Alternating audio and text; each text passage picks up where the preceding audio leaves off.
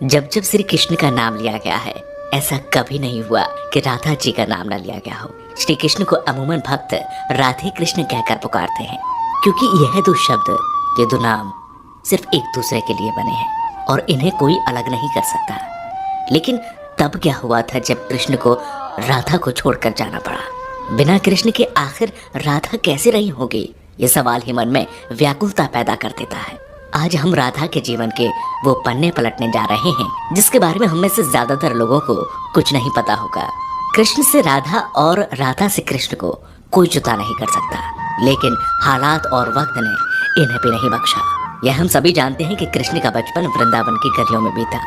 नटखट नंदलाल अपनी लीलाओं से सभी को प्रसन्न करते तो कुछ को परेशान भी करते, लेकिन कृष्ण के साथ ही वृंदावन की खुशियां थी। कृष्ण ने अपनी बांसुरी की मधुर ध्वनि से अनेकों गोपियों का दिल जीता, लेकिन सबसे अधिक यदि कोई उनकी बांसुरी से मोहित था तो वो राधा थी। लेकिन राधा से कहीं ज्यादा प्यार कृष्ण उन्हें करते थे। राधा कृष्ण से उम्र में 5 वर्ष बड़ी थी, लेकिन फिर भी इस बात का फर्क न कृष्ण को पड़ा और न ही राधा को। राधा वृंदावन से कुछ ही दूरी पर रैपली नामक गांव में रहती थी, लेकिन रोजाना कृष्ण की मधुर बांसुरी की आवाज से वो खिंची चली आती थी। कृष्ण का जीवन भी साधारण नहीं था। धीरे धीरे वह समय निकट आ रहा था जब कृष्ण को वृंदावन छोड़कर मथुरा जाना था। कृष्ण के दुष्ट मामा कंस का अत्याचार चरम सीमा पर पहुंच चुका था और एक दिन कंस ने उन्हें और उनके भ्राता बलराम को मथुरा आमंत्रित किया, और इसी बात से वृंदावन नगरी में सभी के भीतर एक डर पैदा हो गया। वृंदावन में मानो जैसे मातम छा गया था। माँ यशोदा तो परेशान थी क्योंकि उनका दिल का टुकड़ा उनसे दूर जा रहा था, लेकिन कृष्ण की गोपियां भी कुछ कम उदास नहीं थी। दोनों को लेने के लिए कंस के द्वारा रथ भेजा गया, जिसके आते ही सभी ने उस रथ के आसपास घेरा बना लिया, यह सोचकर कि कृष्ण को नहीं जाने देंगे। उधर कृष्ण को राधा की चिंता सताने लगी थी और वे सोचने लगे थे कि जाने से पहले एक बार राधा से मिल ले। मौका पाते ही वे छिपकर वहां से निकल गए और फिर उन्हें राधा मिली, जिसे देखते ही वह कुछ कह न सके। राधा कृष्ण की इस मिलन की कहानी बहुत अद्भुत है। दोनों ना तो कुछ बोल रहे थे और ना कुछ महसूस कर रहे थे, बस चुप थे।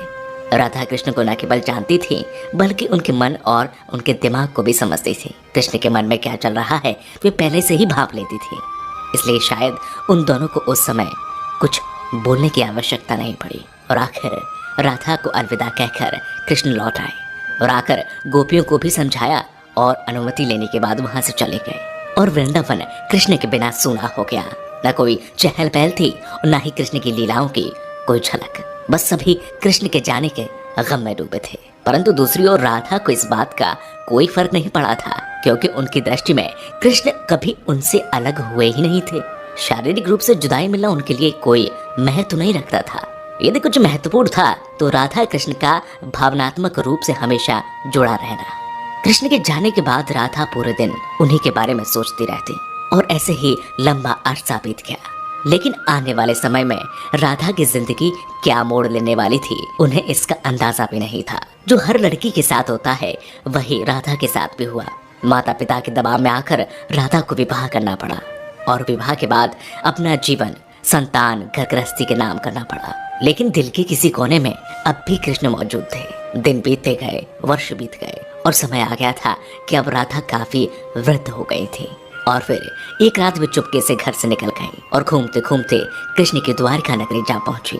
वहां पहुंचते ही उन्होंने कृष्ण से मिलने के लिए निवेदन किया, लेकिन पहली बार उन्हें मौका प्राप्त तब हुआ जब कृष्ण काफी लोगों के बीच घिरे हुए खड़े थे। राधा को देखते ही कृष्ण की खुशी का ठिकाना नहीं रहा, लेकिन तब भी दोनों में कोई वार्तालाप नहीं हुई, क्योंकि अभी भी उन्हें अल्फाजों की आवश्यकता नहीं थी। कहते हैं कि राधा कौन थी यह द्वारका नगरी में कोई नहीं जानता था। राधा के अनुरोध पर कृष्ण ने उन्हें महल में एक देविका के रूप में नियुक्त कर दिया। वे दिन भर महल में रहती, महल से संबंधित कार्यों को देखती और जब भी मौका मिलता दूर खड़े होकर कृष्ण के दर्शन कर लेती। लेकिन फिर भी ना जाने क्यों राधा में धीरे धीरे एक भय पैदा हो रहा था, जो बीतते समय के साथ बढ़ता चला गया और उन्हें फिर से कृष्ण से दूर जाने का डर सता रहा था। उनकी भावनाएं उन्हें कृष्ण के पास नहीं रहने देती, साथ ही बढ़ती उम्र भी अब उन्हें कृष्ण से दूर ले जा रही थी। और आखिर एक शाम महल से वो चुपके से निकल गई और न जाने किस ओर चलती। वह नहीं जानती थी कि वह कहाँ जा रही है, आगे मार्ग पर क्या मिलेगा, बस चलती जा रही थी। परंतु कृष्ण तो भगवान है, वे सब जानते थे, इसलिए अपने अंतर मन में भी जानते थे कि राधा कहाँ जा रही है। फिर वह समय आ गया जब राधा को कृष्ण की आवश्यकता पड़ी। वह अकेली थी, बस किसी तरह कृष्ण को देखना चाहती थी, और जैसे ही यह तमन्ना उनके मन में आई, कृष्ण उनके सामने प्रकट हो गए। कृष्ण को अपने सामने देखकर राधा खुश हो गई, परंतु दूसरी ओर वह समय निकट आ गया था जब राधा अपने प्राण त्याग कर दुनिया को अलविदा कहना चाहती थी। कृष्ण ने राधा से प्रश्न किया, कहा कि वे उनसे कुछ मांगे, लेकिन राधा ने मना कर दिया। कृष्ण ने फिर से कहा कि जीवन भर राधा तुमने मुझसे कभी कुछ नहीं मांगा। कृष्ण के अनुरोध पर राधा ने उनसे आखिरी बार बांसुरी बजाने के लिए कहा, और कृष्ण बिना देरी किए बांसुरी को निकाला और बेहद मधुर धुन बजाने लगे। और बांसुरी की आवाज जैसे ही उनके कानों में गई, राधा ने अपनी आंखें बंद कर ली और धीरे धीरे राधा ने अपना शरीर त्याग दिया और दुनिया से चली गई। उनके जाते ही कृष्ण ने राधा को अपनी गोद में ले लिया और राधा से चिपटकर रोने लगे।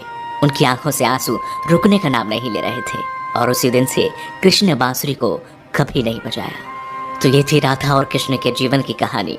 अगर आपको पसंद आई है तो इसे लाइक करें, शेयर करें, कमेंट करें, और हाँ, अगर आप हमारे चैनल में नए हैं तो हमारे चैनल को सब्सक्राइब जरूर करें। साथ ही अगर आप किसी व्यक्ति विशेष के बारे में कुछ जानना चाहते हैं तो हमें कमेंट करके बताएं, हम आपकी स्टोरी अपने चैनल पर जरूर बताएंगे।